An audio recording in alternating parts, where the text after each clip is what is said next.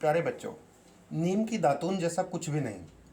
आपके लिए यदि आपको नीम की दातून मिल जाती है तो आपको 7 दिन में एक बार नीम की दातून कम से कम करनी है।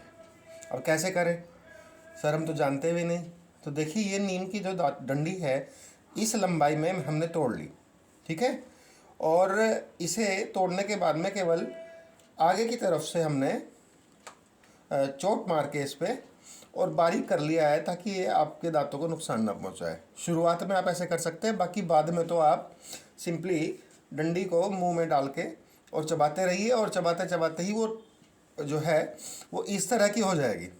ठीक है, देख रहे हैं आप। तो ये जो दातून है इसको आपको आपके मसूड़ों के ऊपर सामने से और मसूड़ों के बीचों बीच जहाँ पर जो गैप होता है, जहाँ पर अक्सर कीड़े लगा करते हैं, रूट कैनाल करानी पड़ती है, फिर वहाँ पर आप इसको ऐसे हल्के से ब्रश कीजिए इससे। और इसका जो जूस है वो चूँकि आपके मुंह में रहेगा, थोड़ा बहुत पेट में भी जाएगा, तो उससे ये स्वास्थ्य के लिए बहुत ही लाभदायक होती है।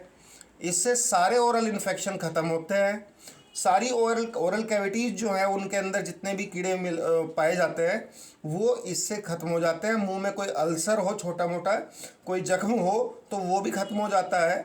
और ये मैक्सिमम ओरल जो बीमारियां हैं, डिसीज़ हैं, उनका सबसे बड़ा रिलीफ देने वाली चीज़ होती है।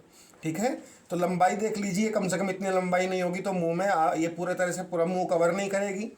और ये एक दातून, जैसे अब मैंने एक पूरा दातून कर ली है तो ये बच गया, ये भी मैं आगे से काट के चाकू से रख दूंगा। अब अगले दिन जो है इतनी फिर यूज हो जाएगी ये।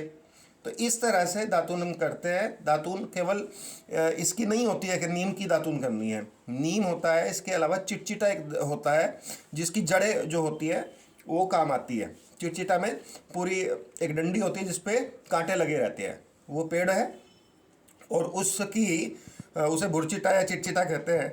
तो उसकी जो दातून है, उसकी जो जड़ होती है खास तौर से, वो दातून करने के काम आती है। ठीक है, उसका तना या जड़ ले सकते हैं, उसको भी इसी तरह से इसी लंबाई में काट लीजिए। करने का तरीका मैंने बता दिया आपको। उसके अलावा बबूल, कीकर, ये इम्पोर्टेंट चीज़ें हैं, वो इम्पोर्टेंट पेड़ हैं जिनकी दातून बहुत प्राचीन काल से ही मुंह के लिए, दांतों के लिए बहुत अच्छी मानी गई है। यदि आपको अपने दांत सच में अच्छे बनाने, ठीक है भाई, आप ब्रश करते रहिए, ठीक है, आप अपना कोलगेट भी करते रहिए, तो मतलब कोई भी कोलगेट हो या दंत कांति हो या कोई भी और जो भी आप करते हैं वो करते रहिए। मैं उसके लिए मना नहीं कर रहा हूँ, बट हफ्ते में एक दिन, कम से कम 1 2 3 दिन जितना आप कर सकते हैं, तो ये आप यदि करोगे तो आपके दांतों के लिए निश्चित रूप से बेनिफिशियल होगा। और इसके अलावा दूसरी चीज़ जो मैं आपको बताना चाहता हूँ वो है कुल्ला करना।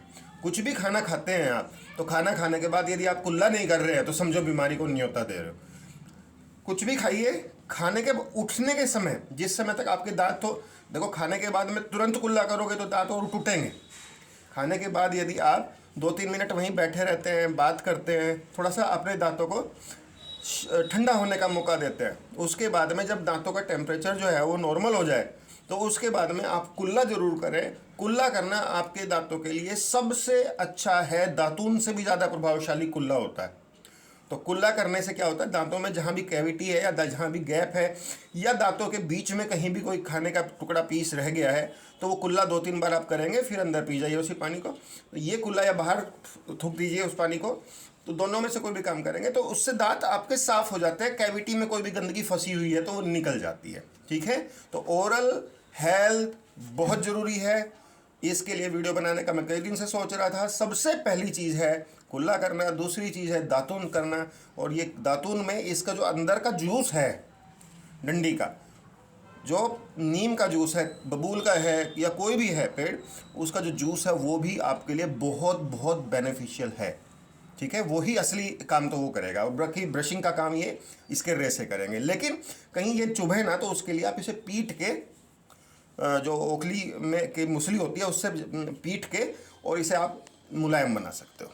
थैंक यू बच्चों।